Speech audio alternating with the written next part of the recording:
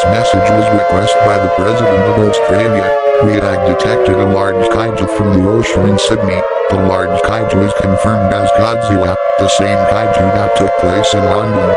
All residents are advised to take shelter immediately. If not in a shelter, you will face instant death.